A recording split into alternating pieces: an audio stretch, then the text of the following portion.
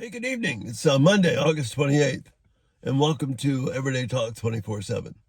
As you can see, I'm in my car traveling tonight. Got my annual oncologist visit tomorrow, and it's just the annual checkup. It's been 8.5 years since we did the cancer treatments, and that's such a blessing of God.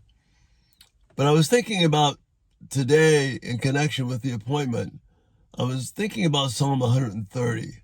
And the fourth verse, and the translation that I have is that with you, O Lord, there is forgiveness of sins. Therefore, you are feared.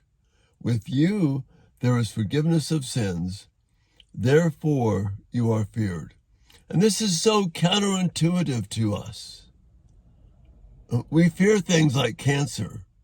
We fear things like talking to an oncologist. We've got another storm brewing in the Gulf of Mexico, which is going to come pretty close to where I live in central South Carolina. There's so many things to be afraid of, the way the world's going and concerns. But to be fearful of God because my sins are forgiven, this takes us to a whole new level of understanding. Because God, through Christ, has taken away all the sins that would keep me from knowing Him, keep me from being with Him, keep me from spending eternity with Him. I am secure with Him because of what Christ did. My sins, as David says, I've been whiter than snow. I've been made whiter than snow.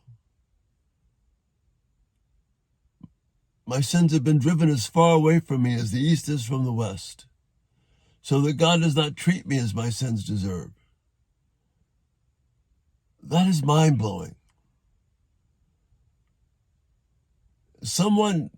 A being capable of doing that, of making someone like me whole and holy and righteous before Him when He sees me. That's mind-blowing. That needs to bring about a response of awe and fear. Who is it that does things like this?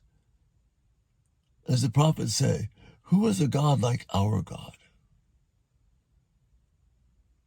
That is what Psalm 130 is trying to teach us. With you, there is forgiveness of sins. Therefore, you are feared. We need to be blown away with the reality of God's truth. Not just once a year at Easter, not just once a week at church, but every moment of every day. I am right with God because of what Christ has done. God does not look at me and see my sin. He looks at me and sees the holy righteousness of His Son, Jesus. That needs to just grip me more and more and more.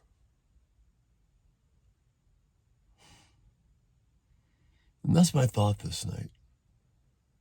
Just wanted to take a moment, just be able to talk to you about it. Because it's so important for us to grasp that. Everything hinges on us being in right relationship with God.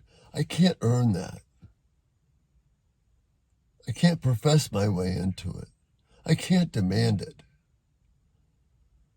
But this gracious, loving, great God, the Lord of the universe, has come to me, snatched me kicking and screaming out of my sin, and made me holy in Christ, and made me secure. That is mind-blowing. And that's why we can say with the psalmist, "O Lord, if you kept a record of sins, who could stand? But with you, there is forgiveness of sins. Therefore, you blow me away. you are feared. And that's the thought for this night. Thank you for being here with me. And Lord willing, we'll be talking to you tomorrow. You have a great evening, and thanks so much for being here. Good night.